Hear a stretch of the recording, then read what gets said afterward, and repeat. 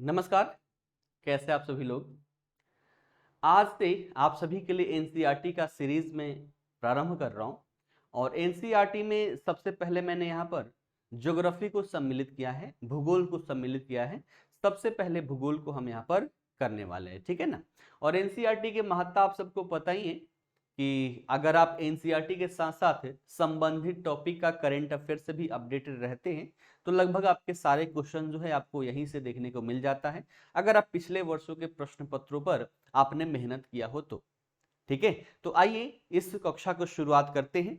तो आज एनसीईआरटी के तहत 11वीं कक्षा जो है, 11वीं कक्षा में एक पुस्तक है भारत भौतिक पर्यावरण, इसको मैंने उठाया हुआ है और इसके अंतर्गत सबसे पहले अध्याय 1 देखेंगे जिसमें भारत की स्थिति की चर्चा परिचर्चा की गई है। एनसीईआरटी का जो बेसिक है, बेसिक के साथ साथ कुछ चीजें यहाँ पर एडवांस में भी मैंने सम्मिलित किया है ताकि आपके सारे कंसेप्ट क्लियर हो जाए।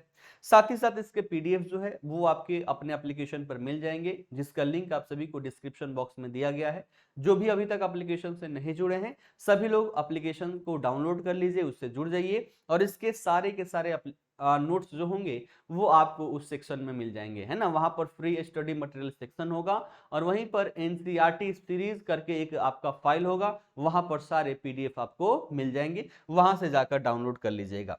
ठीक है, यहां पर जो भी मैंने सम्मिलित किया है अपना हैंड रिटेन नोट्स ही सम्मिलित किया है ना, ताकि ये प्रभावशील दिखता है। टाइपिंग मटेरियल तो बहुत सारे मिल जाते हैं लेकिन हैंड रिटेन नोट्स जो है थोड़ा सा प्रभावी दिखाई देता है और यहाँ पर जो भी है मेरा हाथों का लिखा हुआ यहाँ पर आपको नोट्स मिलेगा। ठीक है, तो आइए अध्याय 1 हम यहाँ पर प्रारंभ करते हैं और जिसका नाम है भारत की स्थिति, है ना। तो आइए भारत की स्थिति को समझते हैं। देखिएगा यहाँ पर सारी चीजें रिटेन है, रिटेन इसलिए मैं बिना पीडीएफ के भी पढ़ा सकता हूं लेकिन चूंकि पीडीएफ के लिए आप सभी को लिखना ही पड़ता और बिना पीडीएफ के पढ़ाऊं तो थोड़ा सा ज्यादा समय लग जाता है। पीडीएफ स्क्रीन पर रहता है तो थोड़ा जल्दी हम कर लेते हैं और चूंकि आप लोगों को पीडीएफ देना ही है तो लिखना ही पड़ता मुझे, इसलिए मैंने क्या किया डायरेक्टली स्क्रीन पर ही इसको रख दिया ताकि इसी के माध्यम से जल्दी से हम कंप्लीट भी कर ले और आप सभी को पीडीएफ भी मिल जाए। देखिएगा अगर भारत की मुख्य भूमि की बात कर ले, है ना, मुख्य भूमि और साथ ही साथ द्वीपीय प्रदेश भी भारत में देखने को मिलता है। इधर बंगाल की खाड़ी में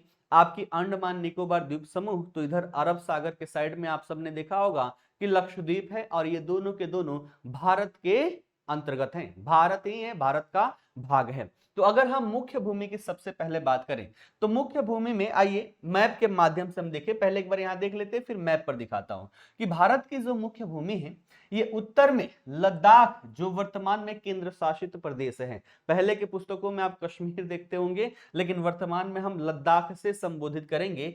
तो उत्तर में लद्दाख से लेकर अगर हम दक्षिण में देखें तो दक्षिण में कन्याकुमारी तक और अगर पूर्व में हम देखें तो पूर्व में अरुणाचल प्रदेश से प्रारंभ होकर पश्चिम में गुजरात तक आपको फैली हुई दिखाई देगी। आइए इस लाइन को हम मैप पर देखने का प्रयास करते हैं। देखिएगा यहां पर अगर हम देखें तो ये है हमारी यहां से ये लद्दाख और ये हमारा जम्मू एंड कश्मीर, दो यूनियन टेरिटरी बना दिया गया। तो अगर हम उत्तर में देखें तो उत्तर में लद्दाख से प्रारंभ होता है ना, उत्तर में लद्दाख से प्रारंभ होकर दक्षिण में देखें तो आपकी कन्याकुमारी तक, है ना, यहां पर है कन्याकुमारी, तो कन्याकुमारी तक इसका विस्तार है। वहीं अगर पूरब में देखें तो ये जो स्टेट आपको दिखाई दे रहा है ये क्या है, अरुणाचल प्रदेश है। ठीक है, तो पूरब में देखिए अरुणाचल प्रदेश से लेकर पश्चिम में ये हमारा क्या है, गुजरात है, ये क्या है हमारा गुजरात है। तो पश्चिम में गुजरात तक मुख्य भूमि का विस्तार देखने को मिलता है। अगर पूरे भारत की अगर हम बात कर ले तो आपका अंडमान निकोबार द्वीप समूह, देखिएगा ये है बंगाल की खाड़ी और यहां पर ये है हमारा अंडमान निकोबार द्वीप समूह, यहां तक फैला हुआ है। ठीक है, तो अगर भारत के विस्तार की बात कर ले तो दक्षिण में अंडमान निकोबार द्वीप समूह तक, लेकिन अगर मुख्य भूमि की जब भी बात होगी तो कन्याकुमारी तक हम चर्चा परिचर्चा करेंगे। साथ ही साथ इधर देखिएगा अरब सागर में आपको लक्षद्वीप समूह भी दिखाई देगा और ये भी भारत का ही भाग है। तो पहला लाइन हमने यहां पर क्लियर कर लिया। ठीक है, अब देखिएगा इसके साथ साथ अगर देखिए भारत का आधिपत्य कहां तक है ना, भारत कहां तक इसको कहेगा कि हमारी भूमि है, तो 12 समुद्री मील तक अगर हम आगे जाएं, है ना, लगभग 22 किलोमीटर के आसपास अगर हम जाएं तो वहां तक भारत की समुद्री सीमा है ना। इसको भी अगले चैप्टर में कवर करूंगा, है ना, 12 समुद्री मील फिर 12 समुद्री मील फिर ईईजेड आपका हो जाता है ये सब कुछ। तो ये 12 समुद्री मील जो भी हमारे यहाँ पर मुख्य भूमि का सीमा है इससे 12 समुद्री मील आगे तक जाए तो पूरा का पूरा भारत के अनन्य क्षेत्र में आता है ना, भारत का क्षेत्र वो कहलाएगा, वहां पर पूरा जो पावर है वो भारत के अंतर्गत ही आएगा। ठीक है, ये यहां पर इस लाइन में हमने समझने का प्रयास किया। उसके पश्चात देखिएगा, अब चूंकि पृथ्वी पर हम देखें तो पृथ्वी पर बहुत सारे देश हैं और बहुत सारे देशों को लोकेशन बताने के लिए हम अक्षांश और देशांतर का सहारा लेते हैं। तो अगर अक्षांशीय विस्तार की बात कर ले तो भारत का कितना है, देशांतरीय विस्तार की बात कर ले तो भारत का कितना है, कहां से कहां तक इसका विस्तार है, तो ये भी आप सभी को याद होने चाहिए। अगर अक्षांशीय विस्तार की बात कर ले, ठीक है, अक्षांश और देशांतर क्या है, आइए एक बार यहां पर समझने का प्रयास करते हैं। अब देखिएगा ये पूरी हमारी पृथ्वी है और पृथ्वी पर कोई भी लोकेशन बताने के लिए हमें किसी न किसी बेस की आवश्यकता होती है। जैसे आप अपना किसी को घर ही बताते हैं तो वहां पर नियर बाय बताते हैं ताकि उसको लोकेट करके आपके आस पास पहुंच जाए। ठीक है, तो वैसे ही अगर पूरे पृथ्वी पर हम बोले कि भारत पृथ्वी पर है तो कहां है, इसको बताने के लिए हमने क्या किया, पृथ्वी पर दो प्रकार की काल्पनिक रेखाएं खींच डाली। एक काल्पनिक रेखा जो है ना, इसको हम क्या बोलते हैं, अक्षांश बोलते हैं, अंग्रेजी में क्या बोलते हैं इसको, लेटीट्यूड।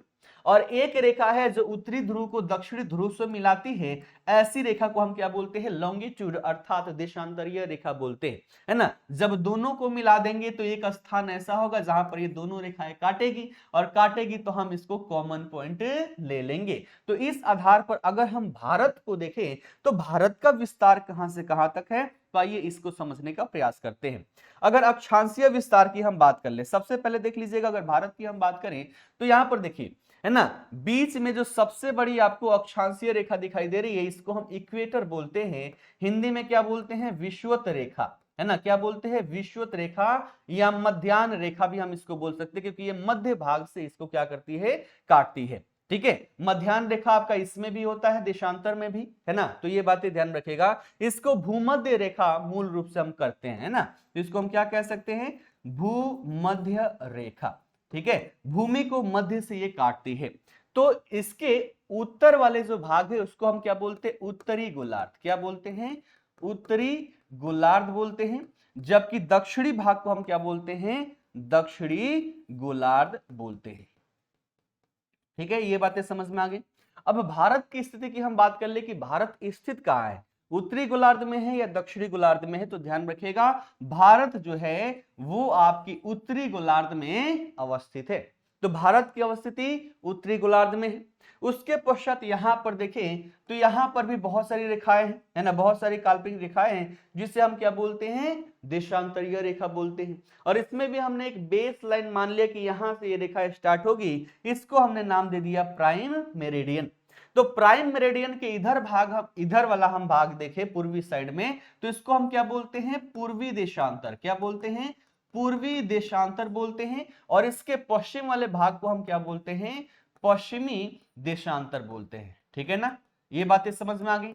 अब प्रश्न पूछ दे कि भारत पूर्वी देशांतर में है या पश्चिमी देशांतर में, तो देखिएगा भारत का जो टाइम जोन है वो प्लस में आता है ना, प्लस में 5.5 घंटे, अर्थात प्लस का मतलब क्या हो गया, पूर्वी देशांतर में, और माइनस का क्या मतलब हो गया, पश्चिमी देशांतर में। तो स्पष्ट हो गया कि भारत जो है वो उसकी अवस्थिति आपको पूर्वी देशांतर में देखने को मिलेगी, है ना। तो अगर हम गोलार्ध की बात कर ले तो उत्तरी गोलार्ध में, और देशांतर की बात कर ले तो पूर्वी देशांतर में भारत की अवस्थिति देखने को मिल जाती है। अब ये तो समझ में आ गया कि यहां पर होगा, अगर यहां पर हम प्राइम मेरिडियन खींच दें तो भारत की अवस्थिति जो है वो आपको यहां पर देखने को मिल जाएगा। अब आइए इसका विस्तार हम यहां पर देखते हैं। अगर अक्षांशीय विस्तार की बात कर लें तो विषुवत रेखा के ऊपर है, यानी कि अगर मुख्य भूमि की बात कर ले तो ये 8 डिग्री 4 मिनट उत्तरी अक्षांश से शुरू होकर 37 डिग्री 6 मिनट उत्तरी अक्षांश तक जाता है। जब भी इसको संबोधित कीजिएगा उत्तरी अक्षांश बोलना आवश्यक है, तभी समझ में आएगा कि हाँ इसकी अवस्थिति उत्तरी अक्षांश में है। अगर नहीं बोलेंगे, केवल अक्षांश बोलेंगे तो दक्षिणी अक्षांश भी तो हो सकता है। ठीक है ना, तो जब भी भारत की स्थिति अवस्थिति की हम चर्चा करेंगे तो हम ऐसे कहेंगे कि भारत जो है, भारत की मुख्य भूमि 8 डिग्री 4 मिनट उत्तरी अक्षांश से लेकर 37 डिग्री 6 मिनट उत्तरी अक्षांश तक है। और वहीं अगर द्वीप समूह के साथ बोले, अगर मुख्य भूमि की चर्चा नहीं हो रही है, तो 6 डिग्री 5 मिनट है ना, अंडमान निकोबार द्वीप समूह, वहां से प्रारंभ होकर 37 डिग्री 6 मिनट उत्तरी अक्षांश तक इसका विस्तार देखने को मिलता है। वहीं देशांतरीय विस्तार की बात कर लें तो 68 डिग्री 7 मिनट पूर्वी देशांतर से लेकर 97 डिग्री 25 मिनट पूर्वी देशांतर तक इसका विस्तार देखने को मिलता है। अगर दोनों में हम डिफरेंस देखें तो डिफरेंस लगभग आपको 30 डिग्री के आसपास देखने को मिलता है ना। चाहे हम अक्षांशीय विस्तार की बात कर ले, चाहे देशांतरीय विस्तार की बात कर ले, दोनों में जो डिफरेंस देखने को मिलता है ये लगभग 30 डिग्री के आसपास देखने को मिलता है। तो 30 डिग्री का मतलब क्या हुआ? क्या उत्तर दक्षिण और पूर्व पश्चिम दोनों की लंबाई जो है समान है? बिल्कुल भी नहीं है। देखिएगा, भले ही दोनों, चाहे हम अक्षांशीय विस्तार की बात कर ले, चाहे देशांतरीय विस्तार की बात कर ले, दोनों में अंतर भले ही लगभग 30 डिग्री है, लेकिन इसकी वास्तविक दूरी जो है, वास्तविक दूरी में अंतर देखने को मिल जाता है। जैसे कि उत्तर से दक्षिण की हम बात कर लें तो ये 3214 किलोमीटर, जबकि पूरब से पश्चिम की ओर हम बात कर लें तो 2933 किलोमीटर इसका विस्तार देखने को मिलता है, दूरी देखने को मिलता है। आखिर ऐसा क्यों? प्रश्न पूछा जा सकता है कि दोनों अक्षांशीय और देशांतरीय विस्तार दोनों में अंतर लगभग 30 डिग्री है, लेकिन फिर भी इन दोनों के मध्य में जो दूरी है, दूरी में अंतर क्यों आता है? तो आइए हम देखते हैं मैप पर। ठीक है, देखिएगा, यहां पर अक्षांश रेखा और देशांतर रेखा, आशा करता हूं आप सभी को समझ में आ गया होगा। अब ये अंतर क्यों आता है, आइए इसको समझने का प्रयास करते हैं। ठीक है ना, देखिएगा, दोनों रेखाएं हैं, दोनों रेखाओं में कुछ ना कुछ अंतर आपको दिखाई देगी। जैसे ये क्या है, अक्षांश रेखा है। अक्षांश रेखा में आप देखेंगे कि चाहे हम किसी भी स्थिति में रहें, है ना, चाहे हम विषुवत रेखा से, है ना, चाहे हम विषुवत रेखा से ध्रुवों की ओर जाएं, चाहे ध्रुवों से विषुवत रेखा की ओर जाएं, हमेशा इन दोनों के बीच की दूरी क्या है, समान है। इसमें कोई भी अंतर नहीं है। कहीं भी हम जाएं, चाहे ध्रुवों से विषुवत रेखा की ओर जाएं, चाहे विषुवत रेखा से ध्रुवों की ओर जाएं, इसमें कोई भी परिवर्तन नहीं होगा, यानी कि ये हर जगह क्या होगी, समान होगी। लेकिन अगर हम देशांतरीय रेखा की हम बात कर लें, देशांतरीय रेखा की, तो आप देख रहे होंगे कि देशांतरीय रेखा ध्रुवों पर जाकर सब के सब एक बिंदु पर जाकर मिल रही है। यानी कि अगर हम इसकी बात कर ले, जो हमारा विषुवत रेखा है, विषुवत रेखा के, है ना, विषुवत रेखा पर दो देशांतरीय रेखाओं के मध्य में दूरी सबसे ज्यादा, और ध्रुवों पर देखें तो इसके मध्य में दूरी सबसे कम, यानी कि ये एक बिंदु की ओर आकर मिल जाएगी। अब इससे स्पष्ट क्या होता है कि जैसे ही हम विषुवत रेखा से ध्रुवों की ओर जाते हैं, दो विषुवत रेखा के बीच की दूरी जो है वो कम होती चली जाती है।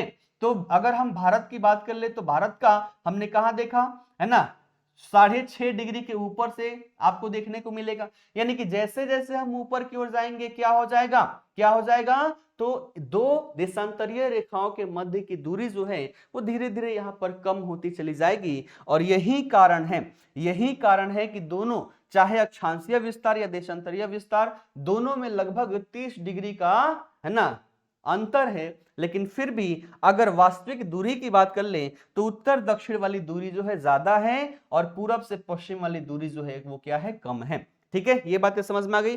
कारण भी मैंने यहां पर सम्मिलित कर दिया है कि ध्रुवों की ओर जाने पर देशांतर रेखाओं के बीच की दूरी कम होती है ना, कम होती जाती है, जबकि अक्षांश रेखाओं के मध्य दूरी समान रहती है। ठीक है, आशा करता हूं ये सारी चीजें आप सभी को समझ में आ गई होगी, और मैप के माध्यम से भी मैंने आप सभी को समझा दिया। ठीक है, अब भारत की हम बात करते हैं अक्षांश रेखाओं के आधार पर। क्या क्या बातें यहां पर देख सकते हैं। सबसे पहला कि भारत का दक्षिणी हिस्सा जो है ये उष्ण कटिबंध में है, जबकि उत्तरी हिस्सा जो है ये उपोष्ण कटिबंध में है ना, जिसे कोष्ण शीतोष्ण कटिबंध भी बोलते हैं। ठीक है, तो अगर प्रश्न पूछ दे कि भारत की स्थिति क्या है, अगर कटिबंधीय स्थिति, कटिबंध देखिएगा अक्षांश के आधार पर ही होता है। आइए एक बार इसको भी आप सभी को समझा देता हूं मैप के माध्यम से। अब देखिएगा, पृथ्वी पर हमने अक्षांशीय रेखा बहुत सारी देखी।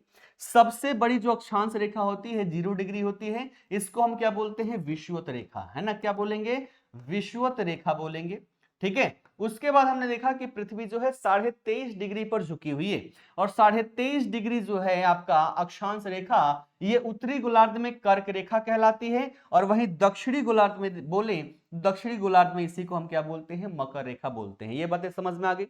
चूंकि इतना झुका हुआ है, तो जब भी चाहे सूरज, है ना, सूरज तो अपनी स्थिति पर बना रहेगा, पृथ्वी ही इसके चक्कर काट रही है, तो चक्कर काटते वक्त कभी पृथ्वी है ना, पृथ्वी पर जो सनलाइट होता है, ये सनलाइट यानी कि सूर्य की अगर हम बात करें तो ये 23.5 डिग्री झुका हुआ है। जब ये इस साइड होगा, ऐसे समझिएगा, यहां पर क्या है, सूरज है, यहां पर आपकी पृथ्वी है ऐसे झुकी हुई अक्ष पर। तो अगर इस साइड रहेगी तो सूर्य जो है, सूर्य सीधे चमकेगा कहां, सूर्य सीधे चमकेगा आपकी मकर रेखा पर। वही स्थिति बदल जाए, अगर इस साइड आ जाए तो सूर्य जो है वो कहां चमकेगा, कर्क रेखा पर डायरेक्टली चमकेगा। यानी कि सूर्य की स्थिति है ना, पृथ्वी चाहे जहां भी रहे लेकिन सूर्य तक की स्थिति जो है वो आपकी कर्क और मकर रेखा के मध्य में ही रहेगी। कभी सूर्य मकर रेखा पर लंबवत चमकेगा तो कभी कर्क रेखा पर लंबवत चमकेगा। इसके न उत्तर में जाएगा और ना ही इसके दक्षिण में जाएगा। यानी कि ये वैसे क्षेत्र है जहां पर सूर्य की रोशनी सबसे ज्यादा पड़ती है। यहां सूर्य लंबवत रहता है और जहां पर सूर्य लंबवत रहेगा, जहां पर सूर्य तक की प्राप्ति सबसे ज्यादा होगी, यहां पर तापमान भी क्या होगा, ज्यादा होगा, है ना, तापमान भी ज्यादा होगा। इसलिए हम इसको क्या बोलते हैं, उष्ण कटिबंध, है ना, गर्म रहने वाला, इसको हम क्या बोलते हैं, उष्ण कटिबंध बोलते हैं। तो जितना मैंने लाल से यहां पर रंग दिया, ये क्या हो गया, उष्ण कटिबंध हो गया, है ना। उसके बाद आप देखेंगे कि यहां पर क्या है, 66.5 डिग्री, है ना, 66.5 डिग्री, ठीक है। 66.5 डिग्री की हम यहां पर बात कर ले तो ये ऐसे क्षेत्र है जहां पर सूर्य की रोशनी जो है 6 महीने तक जाती ही नहीं है ना। जब सूर्य दक्षिणायन रहेगा तो इधर, है ना, 66.5 डिग्री के इधर आपको 6 महीने तक रात रहेगी। जब सूर्य उत्तरायण रहेगा तो इधर, है ना, 66.5 डिग्री के बाद 6 महीने तक रात रहेगी। यानी कि ऐसे क्षेत्र है जहां पर सूर्य की रोशनी बहुत कम पहुंच पाता है, और बहुत कम पहुंचेगा, ना के बराबर पहुंचेगा, तो यहां पर क्या होगा, ठंडा रहेगा, है ना, बर्फ रहेगा। और जहां पर बर्फ रहेगा वहां पर शीत होगा, या फिर ग्रीष्म होगा, शीत होगा। इसलिए हम इसको क्या बोलते हैं, शीतोष्ण कटिबंध, है ना। शीत नहीं, शीत इसको हम बोलेंगे शीत कटिबंध, ठीक है। इसको हमने क्या बोला, शीत कटिबंध बोला, क्योंकि हमेशा यहाँ पर ठंडा रहेगा, बर्फ जमा रहेगा।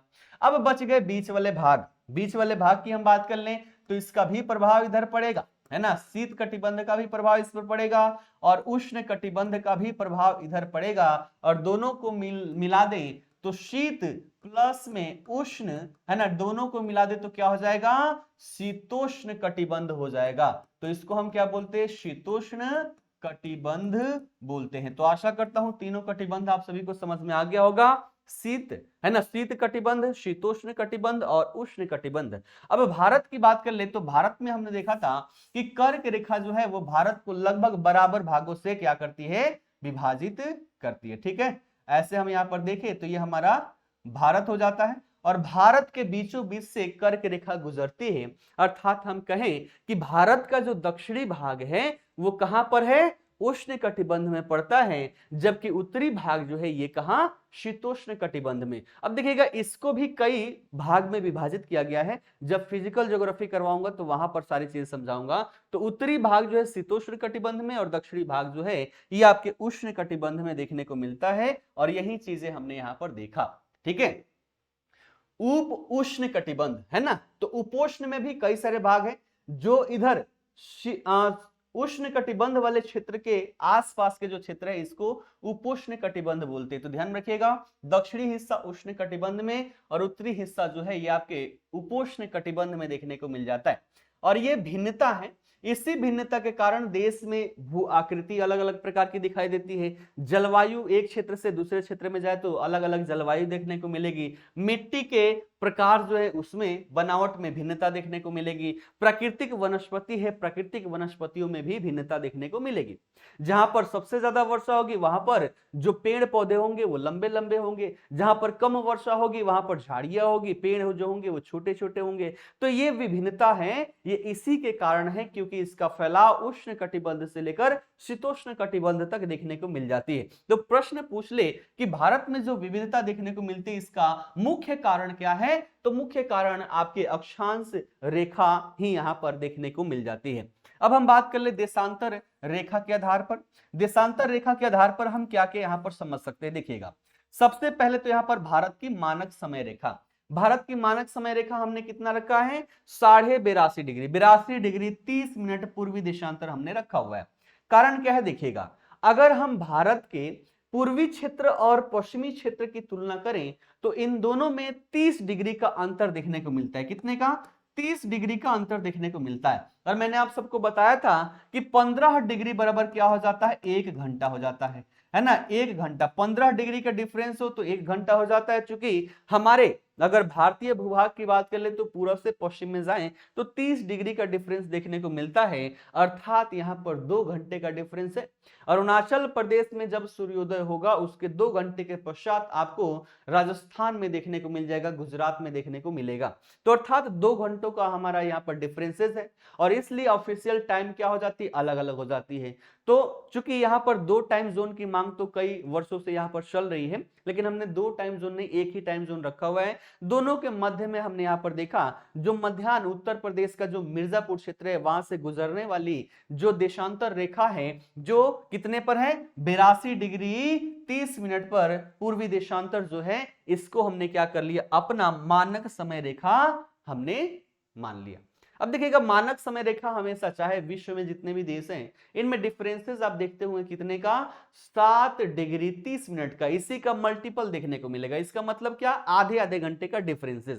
तो टाइम जोन आप देखेंगे है ना, पाकिस्तान का देखें तो हमसे आधे घंटे पहले है, ठीक है, और भारत के इधर देखें तो जैसे जैसे बढ़ते जाएंगे आधे आधे घंटे का डिफरेंसेस देखने को मिल जाएगा, ठीक है ना। तो अगर बेस यहां पर देखें तो 7 डिग्री 30 मिनट के जो गुणनफल है इसी के आधार पर टाइम जोन हर एक देश का यहां पर बनाया गया है, ठीक है। तो ये बातें समझ में आ गई। तो 30 डिग्री का अंतर है अर्थात 2 घंटे का अंतर है, इसलिए हमने क्या कर लिया कि जो बीच का भाग है जो उत्तर प्रदेश के मिर्जापुर है ना वहां से होकर गुजरती है, नैनी का आपने नाम सुना होगा, उसको हमने क्या कर लिया, भारत का मानक समय रेखा हमने चुन लिया, ठीक है। अब देखिएगा आगे हम देखें तो भारत का क्षेत्रफल की अगर हम बात कर ले तो भारत का क्षेत्रफल 32.8 लाख वर्ग किलोमीटर है।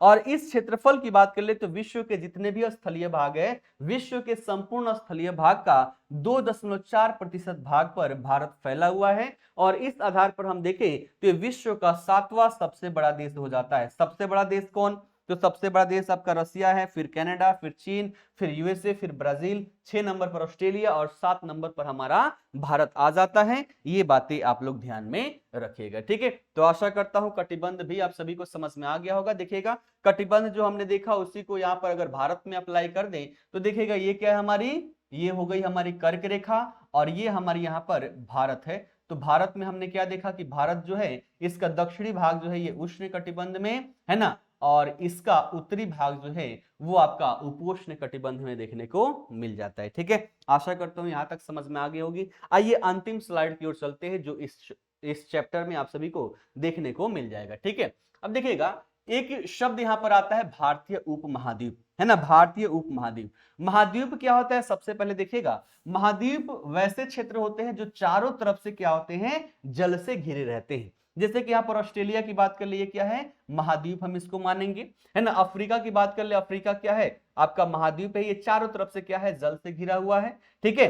तो ऐसे विभिन्न प्रकार के हमारे 7 बड़े बड़े महाद्वीप है, 8वां भी आपको देखने को मिल रहा है, सुनने को मिल रहा है ना। तो वो सारी चीजें हम यहाँ पर देखेंगे। लेकिन अगर हम भारत की बात कर ले तो भारत में देखिएगा भारत जो है 3 तरफ से ये जल से घिरा हुआ है, ठीक है। इधर आपको अरब सागर दिखाई देगा, इधर आपको हिंद महासागर दिखाई देगा, इधर बंगाल की खाड़ी दिखाई देगी। तो 3 तरफ से क्या है, ये जल से घिरी हुई है, इसलिए भारत को हम उप महाद्वीप की संज्ञा देते हैं। तो आइए इस भारतीय उप महाद्वीप की हम चर्चा करें। भारतीय उप महाद्वीप देखिएगा कहां से कहां तक ये विस्तारित है।